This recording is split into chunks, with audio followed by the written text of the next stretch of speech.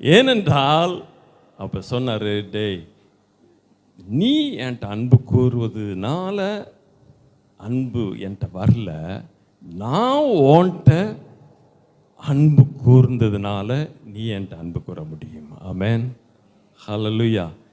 ஏன் அன்பை உன் இருதயத்தில் நான் முழுவதுமாக ஊற்றி இருக்கிறதுனால நீ என்ன செய்ய முடியும்? முழு இருதயத்தோடு என் இடத்துல நீ என்ன செய்ய முடியும்? அன்பு கூற முடியும். அடுத்தது முழு ஆத்மா. ஆத்மானா என்னன்னு படிச்சிருக்கோம்?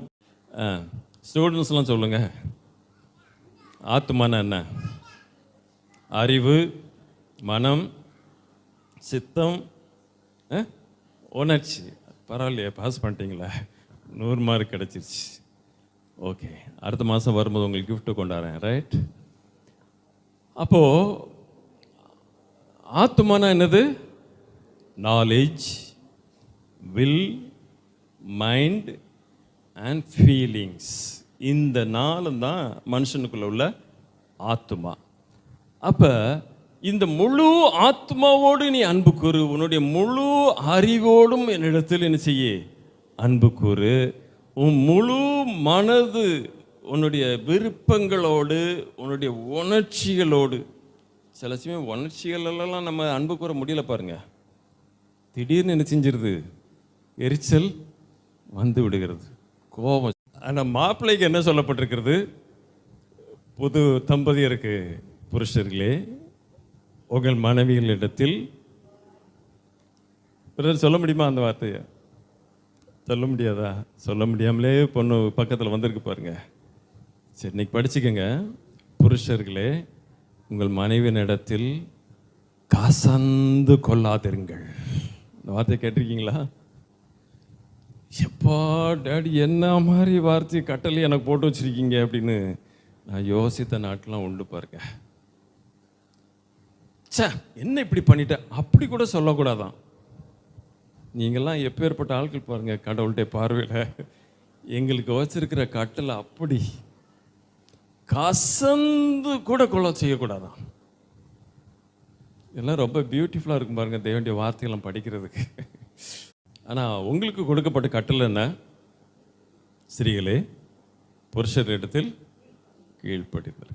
சொன்னதை பேசாமல் செஞ்சுட்டு போயிட்டே இருக்க வேண்டியதான், வேற எஃபர்ட்டே எடுக்க வேண்டாம். ஆனால் புருஷர்களுக்கு என்ன பிரச்சனைனா, கர்த்தர் அன்பு கூறுங்கள்.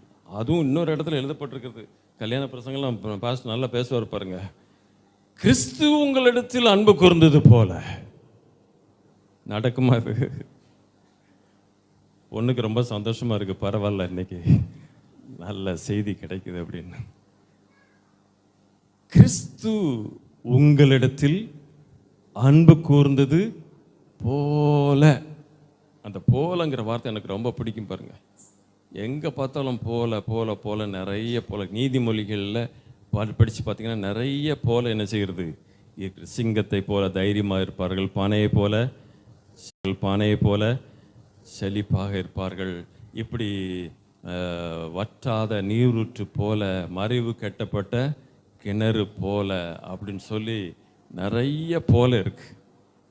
இங்கு என்ன போல சொல்லப்பட்டிருக்கிறது?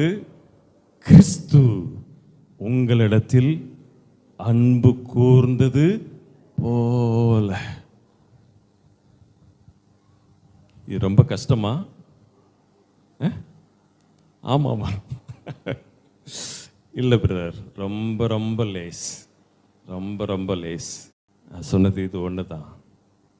ஏனென்றால் ரோமர் 5:5 நீங்கள் பேசிக்கொண்டே இருப்பீர்கள் என்று சொன்னால், அந்த தேவ அன்பு உங்களிடத்தில் ஊற்றப்பட கிறிஸ்து நம்மிடத்தில் அன்பு கூர்ந்த அந்த அன்பின் ஆழம், அந்த அன்பின் அகலம், அந்த அன்பின் நீளம், அந்த அன்பின் உயரம், இவை எல்லாவற்றையும் இந்த அறிவு கட்டாத இந்த அறிவில் நீங்கள் அறிந்து கொள்ள வல்லவர்களாக மாறும் பொழுது,